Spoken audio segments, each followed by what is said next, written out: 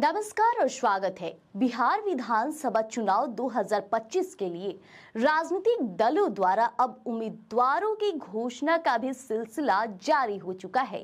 इसी कड़ी में भारतीय जनता पार्टी यानी बीजेपी ने आज यानी 15 अक्टूबर को अपनी केंद्रीय चुनाव समिति द्वारा अनुमोदित उम्मीदवारों की एक और सूची जारी की है, जिसका हर किसी को इंतजार था। इस सूची में 12 विधानसभा क्षेत्रों के नाम और उनके प्रत्याशियों का विवरण सामने आया है, जो कुछ इस प्रकार है। जी हाँ, मैथिली ठाकुर यानी कि लोक गायिका से राजनेता, ये बिहार की एक बहुत मशहूर लोक और भक्ति गायिका हैं। इतना ही इनका मुख्य पेशा गायन है और इनका राजनीति में आना एक बड़ा अहम भागीदारी है। इनकी युवा और साफ सुथरी छवि के कारण पार्टी इन्हें बिहार के युवाओं को आकर्षित करने की चेहरे के तौर पर पेश कर रही है।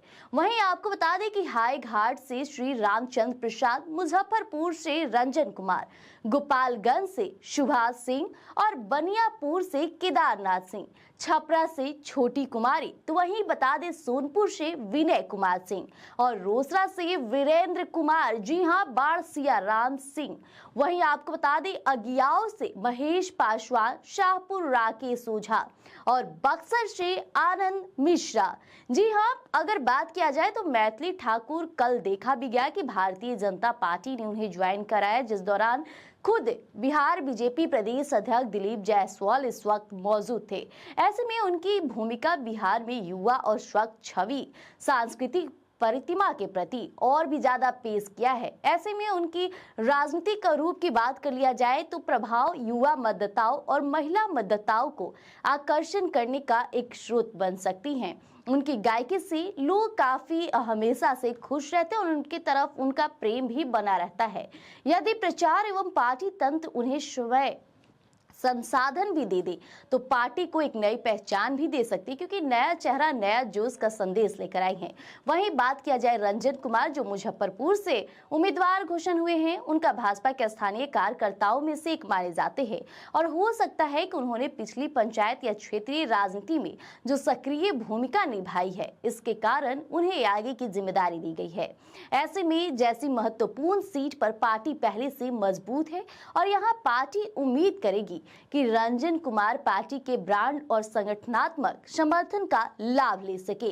वहीं बात कर लिया जाए इनके कुछ प्रमुख बिंदुओं पर, तो अर्ध शहरी इलाकों की समस्याएं को ये दूर करने में, जैसे बिजली, पानी, ट्रैफिक, स्वच्छता, शिक्षा और स्वास्थ्य सुविधाएं पर गंभीर नजर रखेंगे। सुभाष सिंह, जो गोपालगंज से चुने गए हैं, ऐसे में स्थानीय सनातन भाजपा कार्यकर्ता और सक्रिय सामाजिक व्यक्ति उनकी बनी रहती है। पार्टी को यह उम्मीद है कि सुभाष सिंह क्षेत्रीय समीकरणों यानी कि जाति समुदाय को संतुलित करते हुए पार्टी की सक्रियता बनाए रखेंगे। वहीं इनके प्रमुख मुद्दों की बात किया जाए तो कृषि समर्थन और ढांचे का विकास, जैसे सड़क हो गए, पुल हो गए, सिंचाई, रोजगार जैसे अवसर पर इनकी नजर रहेगी। केदारनाथ सिंह, बनियापुर, यानी कि इनका भी देखा जाए तो ब्लॉक स्तर पर राजनीतिक अनुभव है इनका।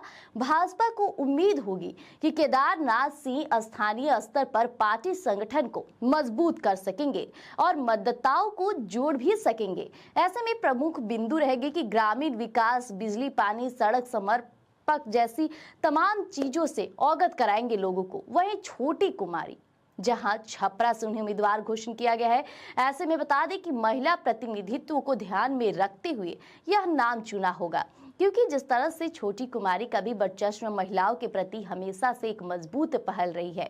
ऐसे में महिलाओं को जोड़ने का प्रयास और नया ऊर्जा, नया चेहरा का संदेश बनकर आएंगी। ऐसे में महिला सुरक्षा, स्वास्थ्य सुविधाएं, शिक्षा, व्यवसाय जैसे मुद्दे को लेकर वो महिलाओं में जागरूकता भी फैलाएंगी। वहीं विनय कुमार सिंह की बात किया जाए यानी सोनपुर से, तो ऐसे में भाजपा कार्यकर्ता या फिर सामाजिक कार्य से जुड़े उनकी व्यक्तिगत मजबूती धरातल पर है। इस सीट पर पार्टी संगठनात्मक रूप से प्रभाव बढ़ाने की दिशा में एक अहम उम्मीद कर रही है। ऐसे में उन्हें बूथ स्तर की मजबूती पर भी काम करेंगे, ऐसा मानना है। ऐसे में बुनियादी सुविधाएं जैसे सड़कों की मजबूती, कृषि और ग्रामीणों के रोजगार के बारे में लोगों को जागरूक करेंगे। वीरेंद्र कुमार यानी रोसड़ा से तो बता दें कि नोडल कार्यकर्ता या फिर सामाजिक संदर्भ से जुड़े व्यक्तित्व आगे चलकर उन्हें एक नए रणनीतिक के तौर पर खूब अहमियत नजर दिलाएगी। कार्यकर्ता या फिर सामाजिक संदर्भ से जुड़े व्यक्तित्व को रणनीति बिंदुओं पर पहल रहेगी उनकी। इतना ही नहीं, पार्टी को मजबूती और लोगों के समस्याओं को सीधे तौर पर चुनौती बनाकर इस बार धरातल पर उतरेंगे। वहीं विकास के तमाम मुद्दों पर भी उनकी कनेक्टिविटी को भी लेकर बड़ा वर्चस्व रहेगा। सियाराम सिंह यानी कि बाढ़ से उम्मीदवार घोषित किए गए हैं। ऐसे में स्थानीय स्तर पर सक्रिय व्यक्ति पर उनकी पहल रहेगी। पार्टी को भरोसा होगा कि सियाराम सिंह स्थानीय समीकरणों को संतुलित कर पाएंगे और साथ ही साथ वोट बैंक को भी जोड़ सकेंगे। वहीं बता दें इनके प्रमुख मुद्दे पर तो ग्रामीण विकास, बुनियादी ढांचे और सामाजिक कल्याण को लेकर इनकी योजनाएं धरातल पर बोलेगी।